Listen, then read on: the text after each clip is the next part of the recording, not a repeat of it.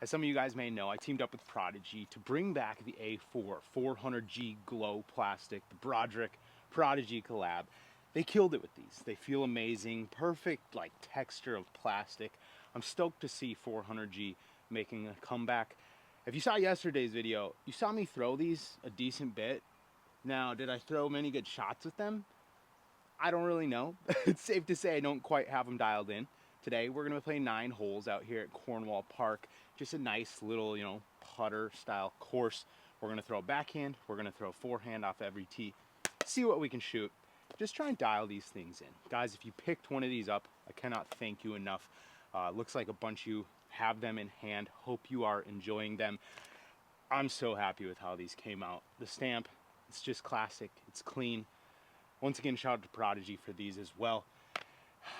Man, let's get into it. There's 3 keys to disc golf: driving, approaching, and putting. You need all 3 to do this disc sport. Get off the tree. Back door. Dang it. Oh, I aced it. Oh, dang it. So with the flight numbers of the A4 being 4.3, -1.3, the biggest thing for me today is finding the flip point of these things. Now the A4 is a little different than your traditional zone type disc. It's stable, but if you hit it hard, it's gonna flip up and fly, and that's why I love it. It really just acts, like your favorite mid-range, just goes a little shorter.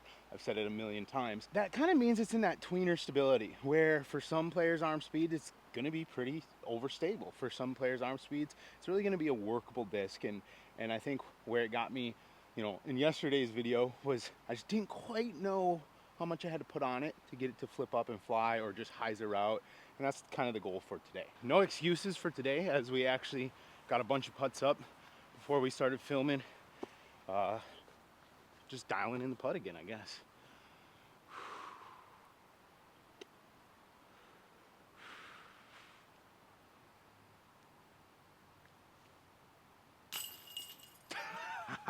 Let's go. Yesterday's video, you saw me miss a bunch of putts. I think what I was doing was I'm working on getting this spin putt really dialed, and what I was doing, I think, is I was flinging them. I putt on a little bit of hyzer. I like to hang them left side of the basket, let them kind of dip in right at the end. But the issue with that is the miss can come from me thinking, oh, they're gonna hyzer, I'll just like spin them out left.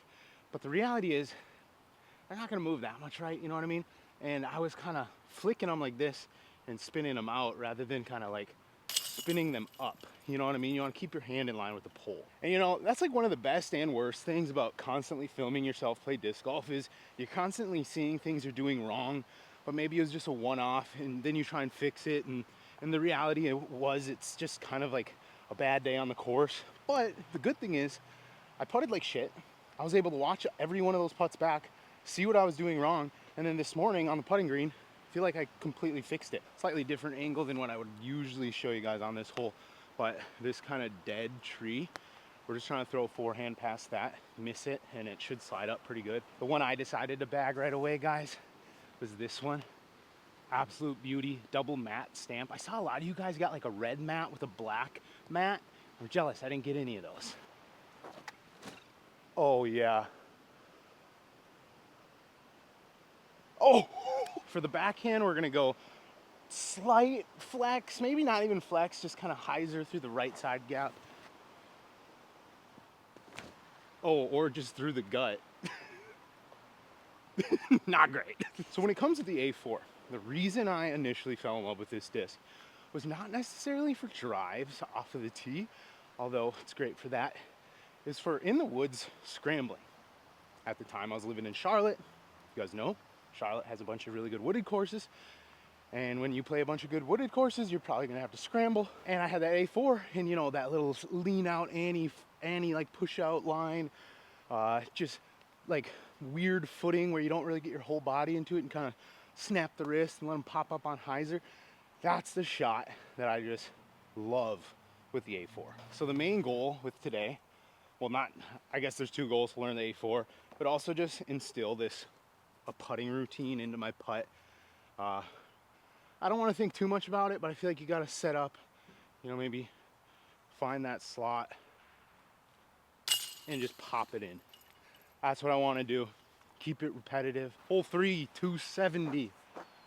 Just a nice little hyzer shot here. They came out like flat, not puddle, not don't, like just perfectly neutral. They're honestly identical to the 400 G1 that I was throwing for pretty much the whole Prodigy month. And these are a direct replacement, which was amazing. We're gonna go hyzer, okay. Come on, I'm filming here. Can't they wait? So inconsiderate. Beautiful shot. No height, but I mean, it's parked. All right, now we're gonna go for my favorite shot in the game. This is the shot that you saw me attempt on the same hole. It's kind of the turnover forehand.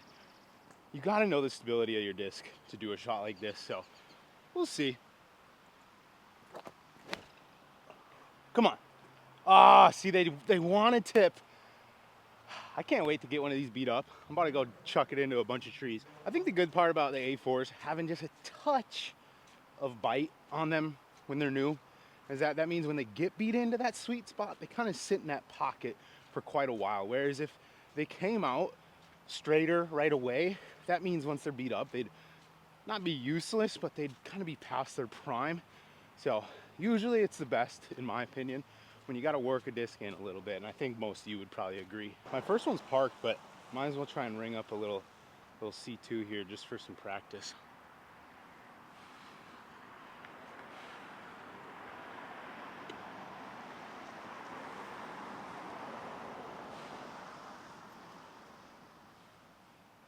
Keep it flat. Yep. Dang it. The C2 bids have been feeling good as long as I can keep the release point flat and not kind of flail them on that nose up hyzer. And as long as my bicep tendon is like warmed up and doesn't feel horrible, I can usually do it halfway decent. Always love this hole. 282, slightly uphill. This will be kind of the real test of the flip point, I think, backhand and forehand. Gonna try and hit the forehand kind of coming off the left side of the tee here and get it to skim the right side and then drift left and push forward straight. And then the backhand, we're just gonna laser beam it at it, try and see how it flips basically. Wow, that did not bend at all. I mean, it was laser beam straight, but I was just expecting a little drift right. I mean, I threw it on a touch of hyzer, but still, that surprised me. Out of the hand, I was like, oh, that's gonna be money. It's gonna just bend over towards the basket. Oh, it's so good, but it's so low. The flight was perfect. If you've been paying attention, you've probably seen a severe lack of forehands over the last few months, really. Pretty much ever since I got to Washington, and then definitely since it got like cold. One, there's not many forehand lines out here. I feel like it's just a backhand heavy area. But also, when it got cold, the body was just, you know, it never feels great, but the forehands were specifically not feeling great. And so I just didn't throw a bunch. But now I'm finally in that spot where it's supposed to be 55 next week. Like, I think we're on the up and up. And we're going to be working on getting that finesse forehand back, because that's probably one of the biggest parts of my game. Probably one of the parts of my game that sets me apart the most. And it's just beautiful shots, really. So let me know down below. Do you guys want to see me go out to a course, maybe a couple sidewinders, a couple A4s, a couple Buzz SS's, and just get that flippy finesse forehand dialed back in? Because, well, I'm gonna do it. Let me know if I should film it. Oh, I yanked it. Jesus. Unreal. I just bogeyed at Cornwall, which is about as bad as it gets, guys. About as bad as it gets. Maybe we can ring up an ace. Oh, I thought it was perfect. I gotta put some respect on these things. They're a lot more stable than I think. Like, they're brand new, obviously. You know, I think they're gonna like turn on like barely any speed. They're just not. Okay, this hole actually kind of represents like what I would maybe use this for, where I'm gonna like use a standstill and just kind of hit it smooth, bend it up towards the basket. Skip in. Oh! Well, it wasn't an ace, but we hit the pole. How did it get here? Makes no sense.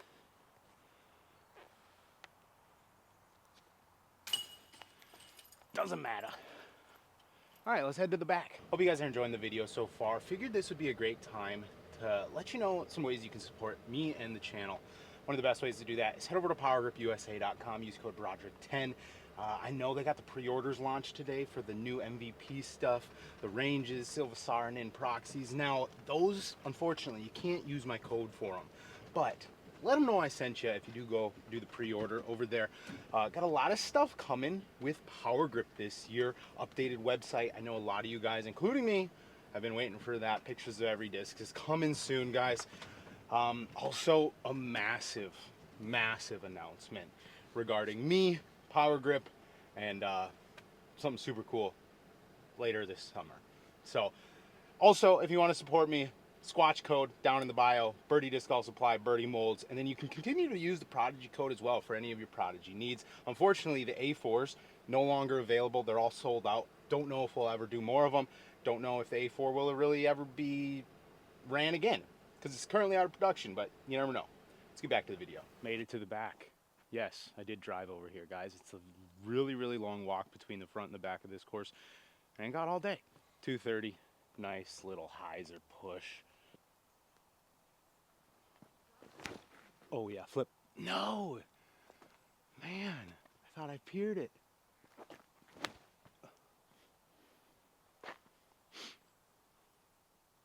That was really bad. So that forehand right there, that's like the epitome of my forehand being horrible this winter.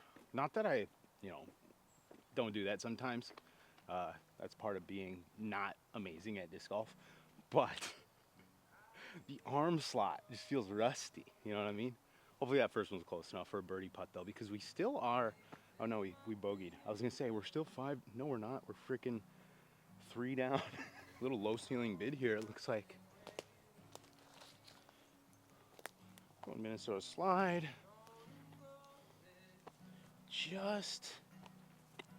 Just enough branches to keep you honest.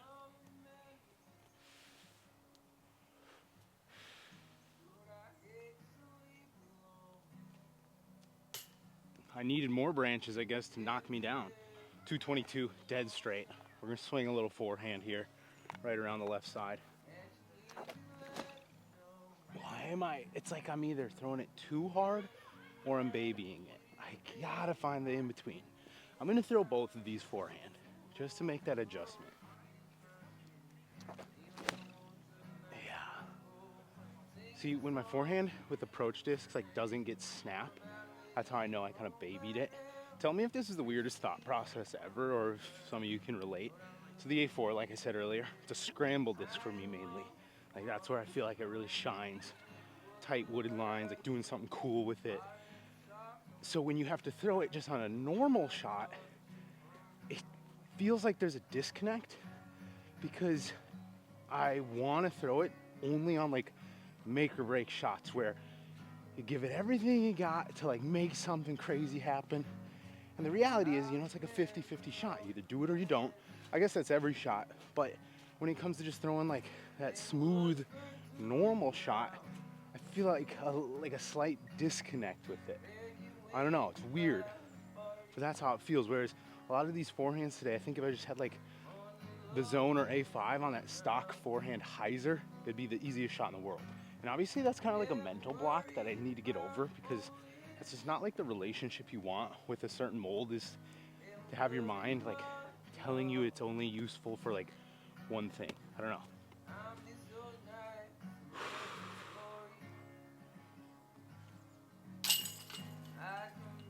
I keep that hand just straight up and down, pop, open it.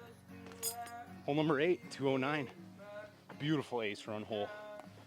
Hopefully we can give these a good go.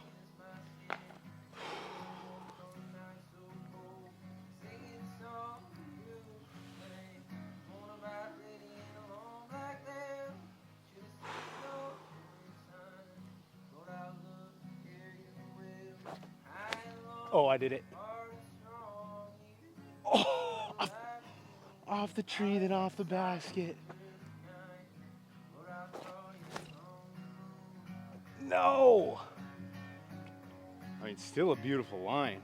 Oh, I thought I did it on that first one. It just was a touch too stable.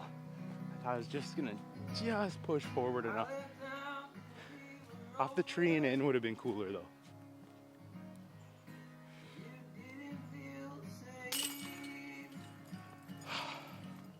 We're gonna keep rocking with the forehands. Come on, baby.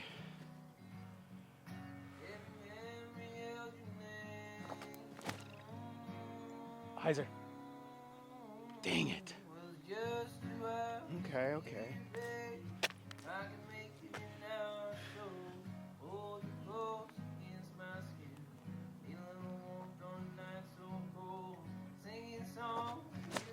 Yeah. Don't hit that tree. Oh, that's deep, but money. Slid back, parked. Overall, solid day. Learning more about the A4s. A little more stable than I guess I'm used to with a beat-up A4. But obviously, so we just gotta figure out the speed, the pop you gotta put on it, kind of figure out the flip point, and a disc like this, that's just gonna be the most important thing. And I mean, this is my third day throwing these, and almost like the first time really working some forehands with them. Can't expect too much. Hope you guys enjoyed that one. Thanks for watching. See you next one. Creator of Frisbee Club, The man, motherfuckers. the man, the myth. And right here, I have a frisbee bag. It holds all my frisbees, the ones I like.